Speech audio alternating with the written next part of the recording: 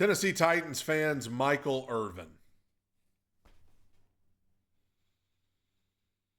Michael Irvin has weighed in to talk about Cam Ward and the Tennessee Titans, and if history is any indication, Michael Irvin does not give a you-know-what about the Tennessee Titans. Every time he talks about the Titans, it's like he forgets they're even one of the 32 teams in the league. He has repeatedly talked about the Titans as though they are completely and utterly irrelevant. So I don't expect much out of this. Michael Irvin's rookie year expectations for Titans quarterback Cam. Another guy, Cam Ward, your guy in with the Titans. What do you expect to see from him this year? Well, first of all, real disappointed in the NFL to give Tennessee Titans no primetime games when the Tennessee Titans have the number one pick in the National Football League. Bro, NFL, this is how you know you've gone too far with the disrespect of the Tennessee Titans. This is how you know. If this guy, if Michael Irvin, who, as I said in the intro, has repeatedly acted as though he could not care less if the Titans live or die, if he is even saying, bro, this is ridiculous, the disrespect, that's how you know it's gone too far. Oh my gosh. Cam Ward really must be the most overlooked, disrespected number one draft pick in history if Michael Irvin's even calling it out on behalf of the Titans. In the NFL draft, I don't think they've done that too often through the history, not giving him one of the weeks of the 17 weeks to showcase in prime time.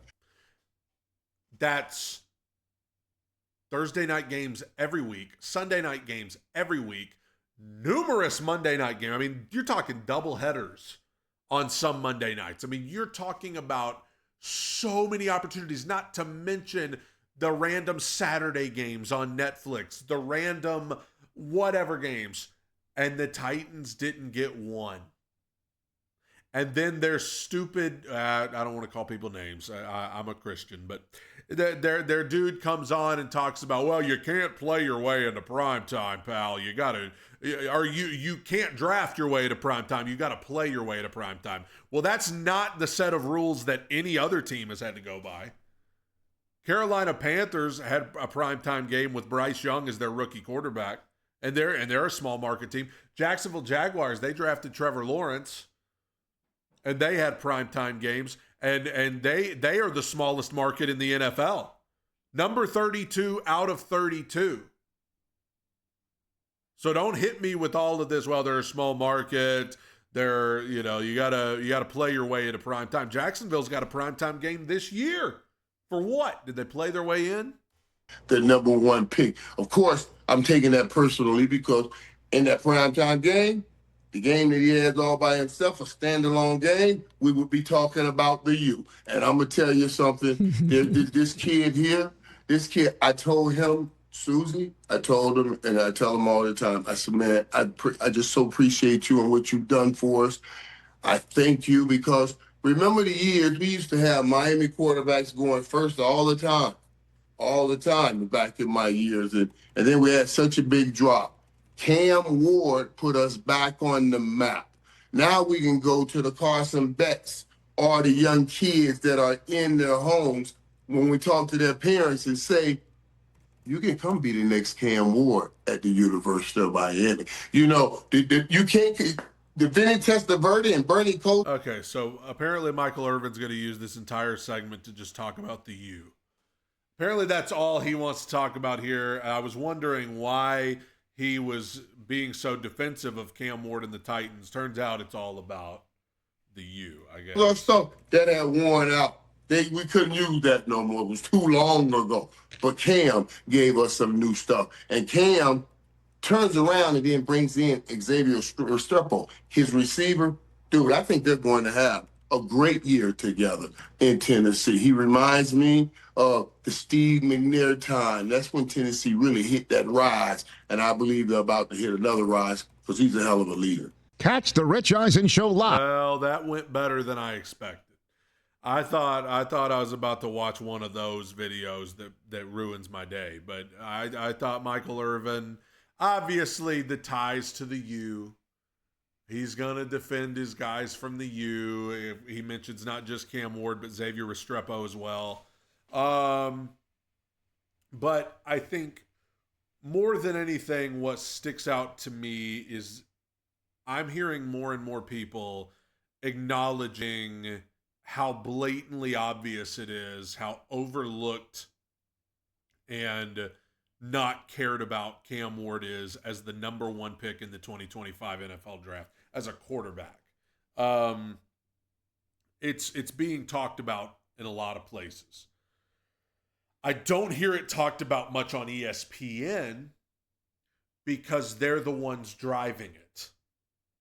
I mean, goes back to draft night a month ago. NFL Network didn't cut away from Cam Ward.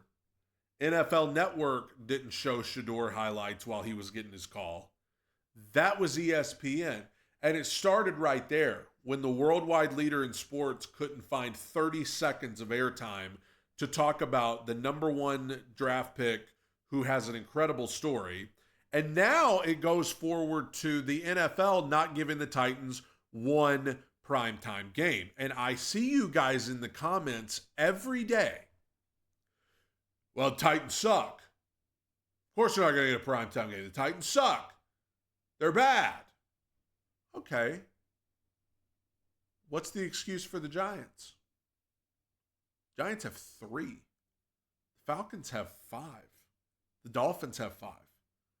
The Jaguars have a primetime game. The Colts have a primetime game, and they both stink.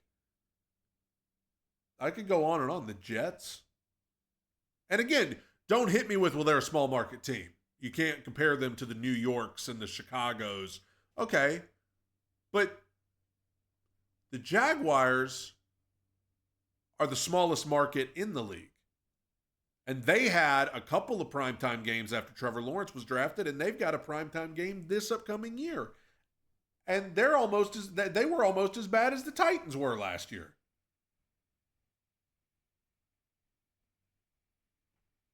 Who else? There was another team I was thinking about. Oh, Carolina. I mentioned years ago when they're not a big market team, but when they drafted Bryce Young, all of a sudden they got primetime games. So I hope the Titans do take it personally.